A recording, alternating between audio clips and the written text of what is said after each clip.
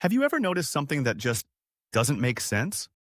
When you look at weights on a dumbbell, a gym machine, or even a shipping label, you'll almost always see this LB, which means pounds. But here's the weird part. There is no L in the word pound. There is no B either. So why are we using LB? Who decided this? And how did something so confusing become completely normal? Think about it. Most abbreviations are logical. kg, kilogram, m, meter sec, second. Even if you've never seen them before, you can usually guess what they mean. But LB? It looks like it belongs to a completely different system. Almost like it's from another language, and that's because it is. To understand this, we need to go back nearly 2,000 years to a time when English didn't even exist yet. A time when the world was ruled by one of the most powerful civilizations in history, ancient Rome. Because the answer to this strange abbreviation is hidden in the way Romans measured weight. The Romans had their own system of measurement, and one of their most important units was called libra. Now, this is where things get interesting. Libra didn't just mean weight. It actually meant a balance or a set of scales, the tool used to measure weight. So instead of naming the weight itself, they named the instrument used to measure it. Imagine calling distance ruler instead of meter. That's basically what they did. But it gets even more specific.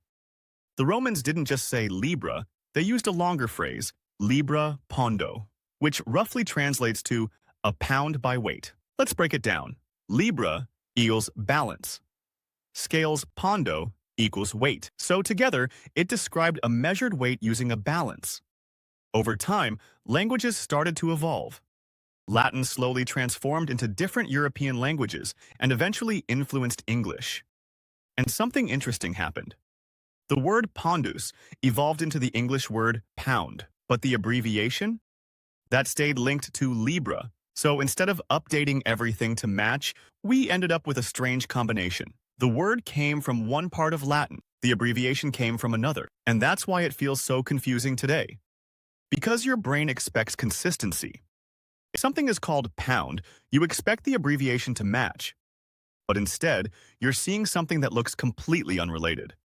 It's like calling something distance, but abbreviating it as RL. It just doesn't connect. So why didn't we fix it? Why not just change LB to something more logical? The answer is simple: standardization. By the time English fully adopted these measurement systems, they were already deeply embedded in trade science engineering. Changing them would have caused massive confusion. And once something becomes a global standard, it's almost impossible to replace, even if it makes no sense. And this isn't just about LB. A lot of things we use every day don't exist because they're logical. They exist because they've survived history. They're leftovers from older systems that we never fully replaced. LB is just one small example of that. So next time you see LB on a weight, just remember, it's not random.